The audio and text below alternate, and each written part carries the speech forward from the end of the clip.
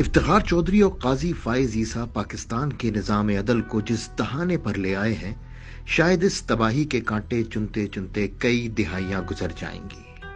کہا جاتا ہے کہ یونان کے عظیم شہنشاہ لیونڈس کے سامنے جب ایک بے ایمان جج کو پیش کیا گیا، اس نے اس کی زندہ کھال اتارنے کا حکم دے دیا۔ جج کی کھال اتارنے کے بعد اس میں بھوسا بھروا کر اس کو یونان میں لٹکا دیا گیا۔ کہا جاتا ہے کہ اس واقعے کے 100 سال بعد تک یونان میں کوئی بے ایمان جج پیدا نہ ہوا۔ آج پاکستان کے تڑپتے بلکتے مسائل ریزہ ریزہ ہوئے نظام انصاف کی داستان سنا رہے ہیں۔ کہانی کچھ اس طرح ہے کہ قاضی فائز عیسیٰ نے 30 جنوری 1985 میں بلوچستان ہائی کورٹ سے اپنے کیریئر کا آغاز کیا۔ موصوف شروع ہی سے لوگوں کو لوٹنے میں مشہور تھے۔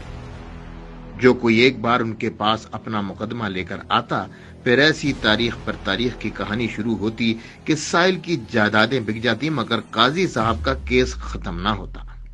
سپریم کورٹ کے وکیل بننے کے بعد قاضی صاحب نے محسوس کیا کہ وہ وکیل بن کر صرف ایک پارٹی کو لوٹ سکتے ہیں، جبکہ جج بن کر وہ دونوں پارٹیوں کو کنگال کرنے کی پوزیشن میں ہوں گے۔ لہٰذا عدالتی جوڑ توڑ اور بار کونسلوں کے داؤ پیچ کھیل کر وہ بالآخر جج بھی بن گئے۔ اب قانون ان کے گھر کی لونڈی اور انصاف ان کی داشتہ تھی۔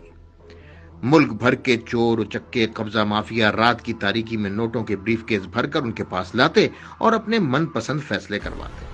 مگر یہاں ایک مشکل تھی، اور وہ مشکل یہ تھی کہ اس بے پناہ دولت کو چھپایا کدھر جائے۔ جسٹس قاضی فائز عیسیٰ نے لندن میں اپنی بیگم سرینا عیسیٰ کے نام پر مہنگے فلیٹس خریدنے شروع کیے۔ جسٹس فائز عیسیٰ جب FBI کے ریڈار پر آئے اور ان سے ان کے لندن فلیٹس کا حساب مانگا گیا تو موصوف نے اپنے ساتھی ججوں کے ساتھ مل کے ایسا قانون بنا دیا کہ کوئی بھی جج کی کسی فیملی ممبر سے اس کی دولت کا حساب ہی نہیں مانگ سکتا۔ واہ جناب! اب میں پوچھتا ہوں، یہ نظام عدل ہے یا کوئی ریڈ لائٹ ایریا جدھر جج اپنا ایمان اور انصاف بیچ کر لندن میں جائیدادیں بناتے ہیں اور کوئی ان سے پوچھنے والا نہیں؟ کتنی مسخ کا خیز بات ہے کہ جب سرینا عیسیٰ سے لندن کے فلیٹس کا سورس آف انکم مانگا گیا تو کہنے لگی یہ زرعی انکم سے خریدے گئے ہیں۔ جب زرعی انکم کا سورس مانگا گیا تو فوراً ایسا قانون بنوا لیا گیا کہ آج کے بعد کوئی بھی جج کی بیوی سے حساب نہ مانگ سکے۔ کیا یہی وہ پاکستان ہے جو قائد اعظم بنانا چاہتے تھے؟